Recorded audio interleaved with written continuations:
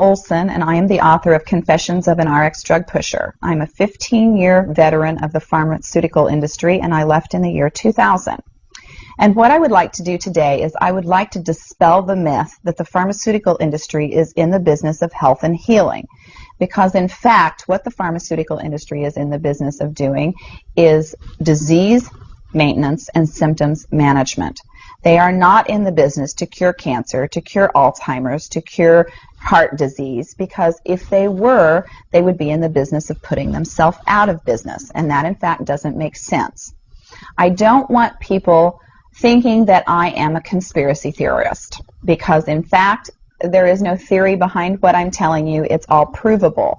And what I'm saying is provable is that the pharmaceutical industry doesn't want to cure people. You need to understand, specifically when we're talking about psychiatric drugs in particular, that these are drugs that encourage people to remain customers of the pharmaceutical industry. In fact, you will be told if you're given a drug such as an anxiolytic or an antidepressant or an antipsychotic drug that you may be on the drug for the rest of your life. And very frequently people find that they are on the drugs for a very long period of time, if not permanently, because they're almost impossible to get off of. Some of them can have very serious withdrawal symptoms, and most of them can have extremely serious withdrawal symptoms if they're stopped cold turkey, but some people even experience withdrawal symptoms when they try to titrate or they try to eliminate the drug little by little, day after day. So it's really important to understand the motivation behind all of the current maintenance drugs that are on the market, even, for example, drugs such as cholesterol-lowering drugs. And what we are in fact finding now is that cholesterol drugs are lowering cholesterol excessively and causing other disease states as a consequence.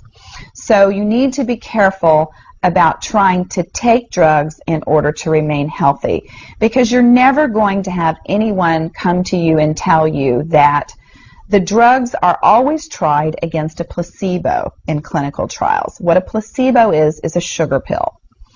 And in fact, many drugs are not found to be much more efficacious than the sugar pill. And in a case in point actually is the recent clinical trials that were released in the meta-analysis that came out of the UK on antidepressants, on the newer SSRI, selective serotonin reuptake inhibitor antidepressants. And what was found was the information that activists and other researchers have known for decades, was that antidepressants are no more effective than placebo, no more effective than sugar pills. But yet there are over 44 million people that have been taking these antidepressants, and a large number of them people that have mild to moderate depressive episodes.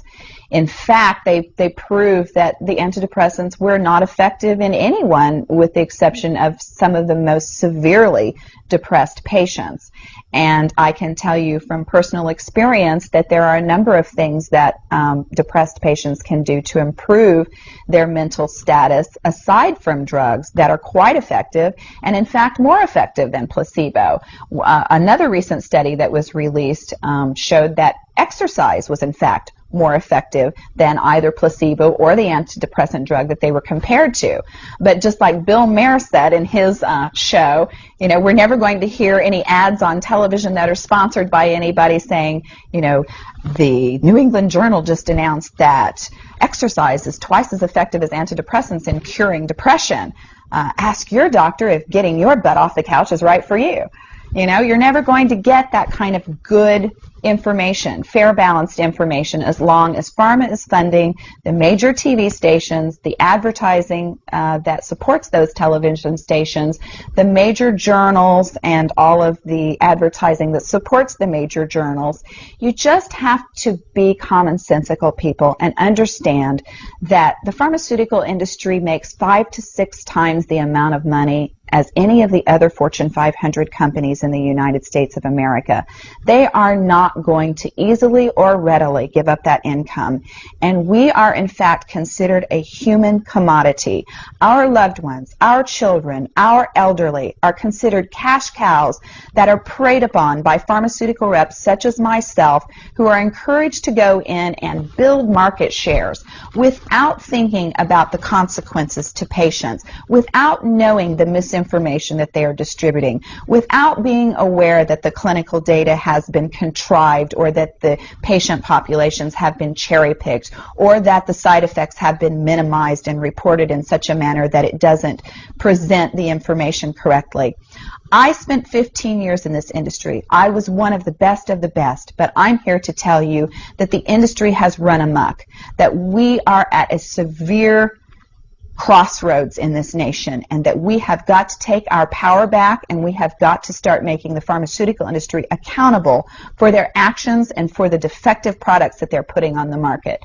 It won't be long before every American is affected by this disaster, and we need to be aware of what the differences are between diseases, between disorders, and between syndromes. Because if it doesn't have to be scientifically proven, if there are no tests, if there are no blood tests, CAT scans, urine tests, MRIs, if there is nothing to document that you have a disease, then you in fact do not have a disease, you have a disorder, and it has been given and has been diagnosed pretentiously, and you need to get yourself educated and understand that there are options, and those options are much more effective than drugs. You need to look into the nutritional aspects of your diet and your lifestyle aspects. Are you exercising? Are you taking care of yourself in the ways that you need to be proactive about your health? Because once you start down the road of taking one prescription drug on top of the other, you will be a lifelong customer for the pharmaceutical industry, and your choices will be truncated. So I would like to ask you to please self-educate, be proactive, and share the information with others.